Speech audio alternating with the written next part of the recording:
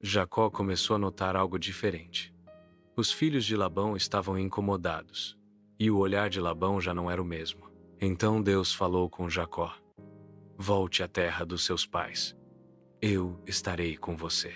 Jacó chamou Raquel e Lia e contou tudo. Ele sabia que era hora de partir. E elas concordaram. Sem avisar Labão, Jacó fugiu com tudo o que tinha. Era o início de uma jornada rumo a Canaã. Raquel havia escondido os ídolos de seu pai. Mesmo Labão procurando, ele não encontrou nada. Labão alcançou Jacó e exigiu explicações. Mas Deus já havia falado com ele em sonhos. Jacó respondeu com coragem: Trabalhei por você 20 anos. Foi Deus quem cuidou de mim. Eles decidiram fazer um pacto. Um montão de pedras foi erguido como testemunha entre eles. Comeram juntos em paz. O monte foi chamado de Galede e Mispá. Que o Senhor nos vigie. Pela manhã, Labão se despediu com beijos e bênçãos. Jacó, enfim, seguiu em paz rumo ao seu destino. Enquanto seguia seu caminho, Jacó foi surpreendido por uma visão extraordinária. Anjos de Deus apareceram diante dele. Ele exclamou: Este é o exército de Deus! E chamou aquele lugar de Maanaim. Preocupado com o reencontro com seu irmão, Jacó enviou mensageiros a Esaú. Ele declarou humildemente ser seu servo e informou sobre tudo o que possuía, buscando encontrar graça diante dele. Os mensageiros voltaram com uma notícia inquietante. Esaú vinha ao encontro de Jacó, com 400 homens. O medo tomou conta de Jacó. Com sabedoria, Jacó dividiu sua família e seus bens em 2 grupos. Se um fosse atacado, o outro poderia escapar. Jacó se dirigiu a Deus em oração. Reconheceu sua indignidade, lembrou-se das promessas de Deus e clamou por livramento da mão de Esaú. Para acalmar o coração de Esaú, Jacó preparou um grande presente: centenas de animais, entregues em grupos com espaçamento. Era um gesto de reconciliação. Na calada da noite, Jacó fez sua família atravessar o val do Jaboque. Mas ele mesmo permaneceu ali, sozinho, pronto para um encontro inesperado. Na solidão do vale, um homem misterioso lutou com Jacó até o amanhecer. Ele era mais do que um homem, era um enviado de Deus. O anjo tocou a coxa de Jacó e ele começou a mancar. Mas ali, naquele momento, recebeu uma nova identidade. Teu nome será Israel, pois lutaste com Deus e venceste. Com o sol nascendo sobre Peniel, Jacó marchava como Israel transformado, abençoado, pronto para enfrentar o futuro com fé. Era Deus formando a terra e também o coração de um homem. Jacó levantou os olhos e viu Esaú vindo ao longe, acompanhado de 400 homens. Com sabedoria, ele separou seus filhos entre Lia, Raquel e as servas. Ele colocou as servas e seus filhos à frente, Lia e seus filhos atrás, e por fim Raquel com José. Jacó mesmo foi à frente de todos. Em um gesto de humildade, Jacó se curvou 7 vezes ao se aproximar de seu irmão. O reencontro estava prestes a acontecer. Para surpresa de Jacó, Esaú correu ao seu encontro, o abraçou com força e ambos choraram. O perdão tomou o lugar do medo. Esaú viu as mulheres e os filhos, e Jacó explicou: São os filhos que Deus graciosamente me deu. Todos se inclinaram diante dele. Jacó insistiu para que Esaú aceitasse os presentes. Ver seu rosto foi como ver o rosto de Deus. Receba minha bênção. Esaú propôs caminharem juntos, mas Jacó pediu para seguir no ritmo das crianças e dos rebanhos, prometendo encontrá-lo em Seir. Esaú seguiu seu caminho de volta para Seir, e Jacó partiu para Sucote, onde construiu abrigo para sua família e cabanas para o gado. Jacó chegou em segurança à cidade de Salém, na terra de Canaã, onde armou sua tenda e comprou um campo para habitar. Ali, Jacó ergueu um altar e chamou aquele lugar de Deus, o Deus de Israel. A jornada tinha chegado a um novo começo. Diná, filha de Jacó e Lia, saiu para visitar as mulheres da terra. Era uma jovem curiosa, desejosa de conhecer o mundo ao redor. Siquém, príncipe da terra de Siquém, viu Diná e foi tomado por uma paixão repentina. Mas seus atos foram imprudentes e desrespeitosos. Quando Jacó soube do ocorrido, permaneceu em silêncio até que seus filhos voltassem do campo. O clima era de dor e choque. Ao chegarem, os filhos de Jacó ficaram profundamente entristecidos e indignados. Aquilo era algo que jamais deveria ter acontecido. Hamor, pai de Siquém, propôs casamento entre seu filho e Diná, além de uma aliança entre os povos. Mas os filhos de Jacó planejavam algo diferente. Com palavras enganosas, exigiram que todos os homens da cidade fossem circuncidados. Hamor e Siquém aceitaram, pensando que, assim, teriam paz.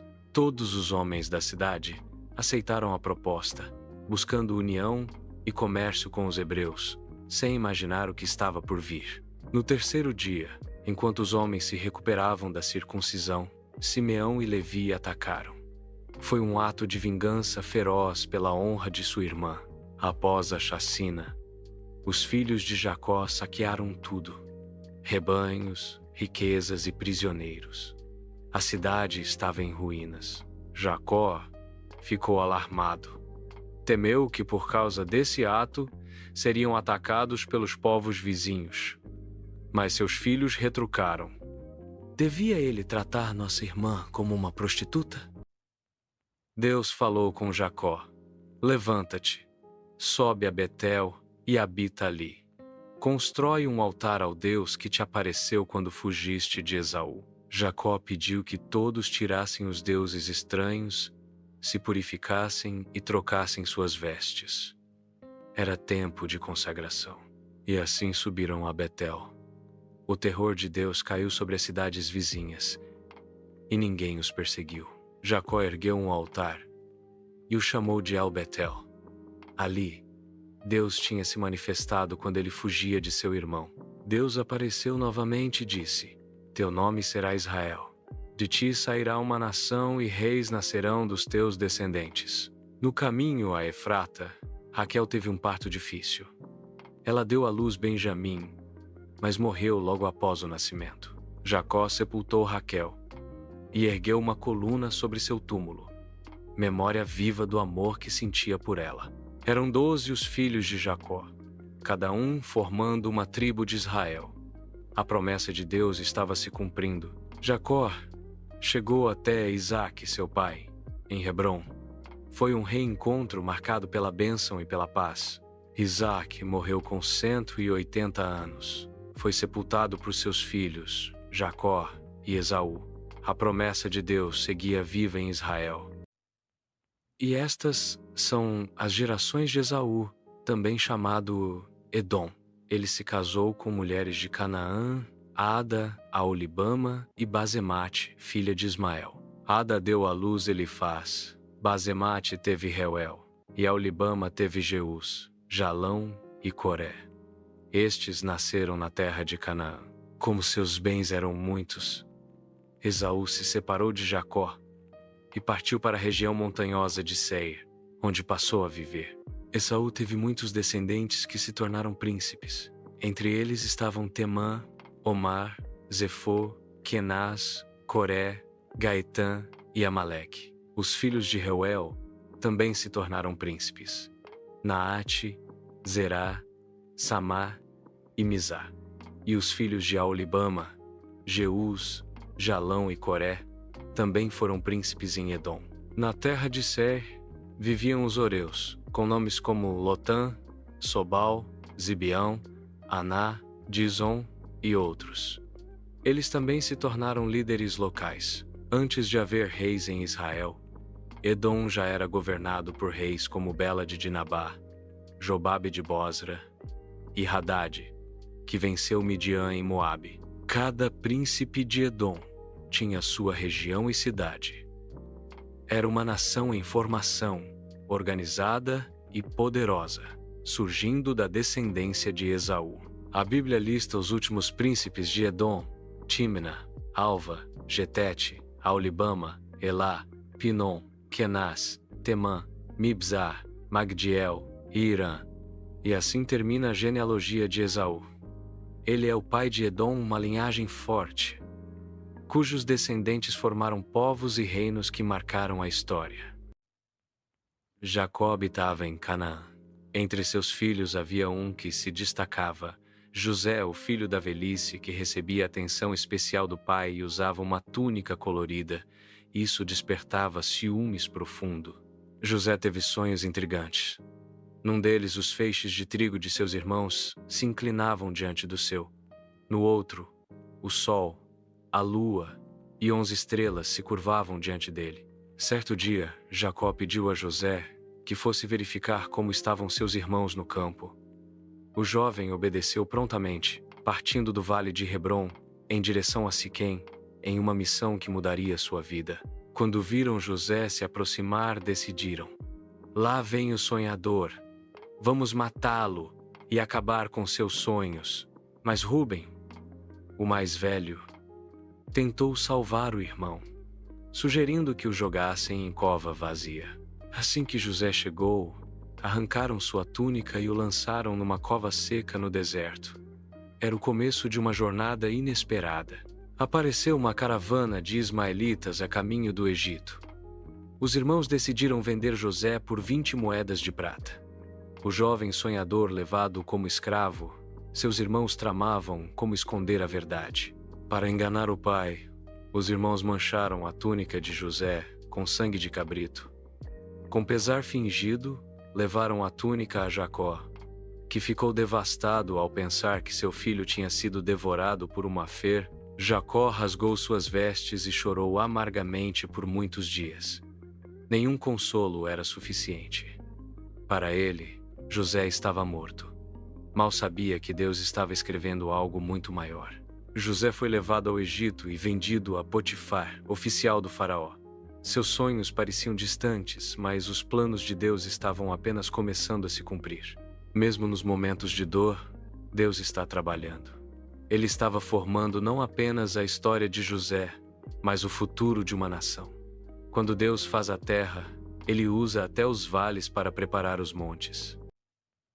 Judá se afastou de seus irmãos e foi viver com Hira, um amigo da cidade de Adulão. Foi o início de uma nova jornada, fora do convívio familiar.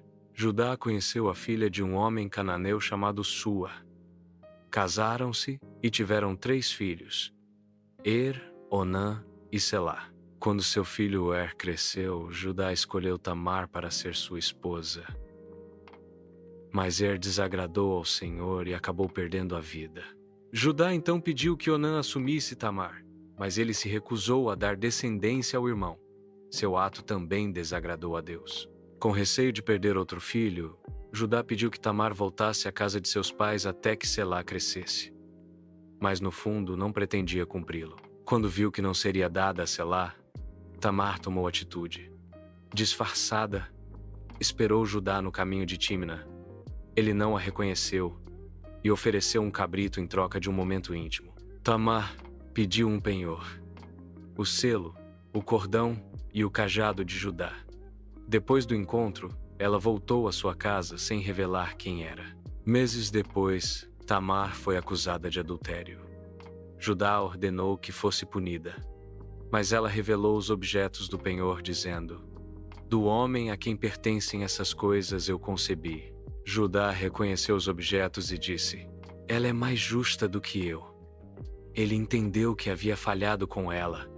Nunca mais a tocou. Tamar deu à luz gêmeos, Perez e Zerá. Através de Perez, a linhagem de Judá continuaria até chegar ao Messias. Mesmo nos caminhos tortuosos, Deus continua formando a terra. José foi levado ao Egito e vendido a Potifar, oficial do faraó. Mas Deus estava com ele e isso mudaria tudo. José se tornou um servo exemplar. Potifar logo percebeu que tudo prosperava nas mãos dele. Potifar confiou tudo a José, desde sua casa até os negócios no campo.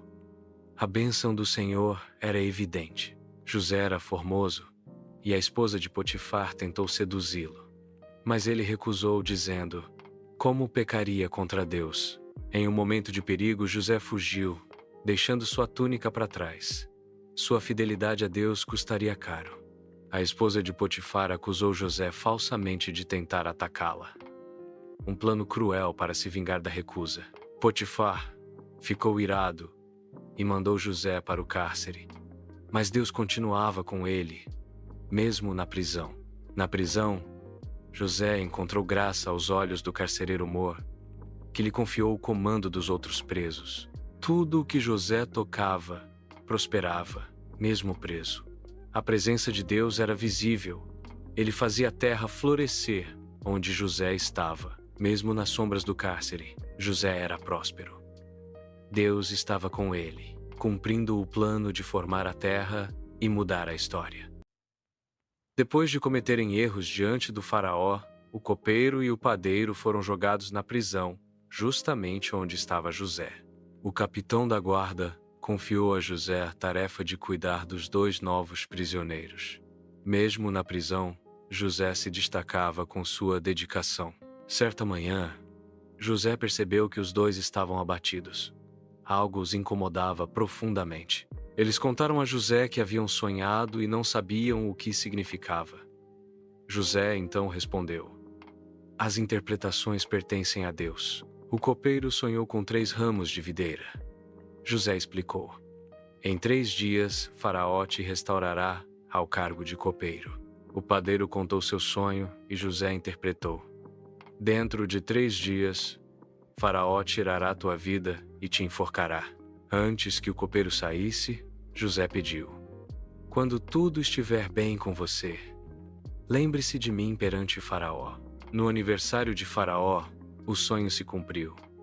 O copeiro voltou ao seu posto e o padeiro foi executado, como José havia dito.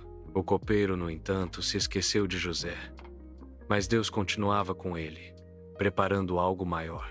Mesmo quando tudo parece parado, Deus está agindo. José não sabia, mas seu tempo estava chegando.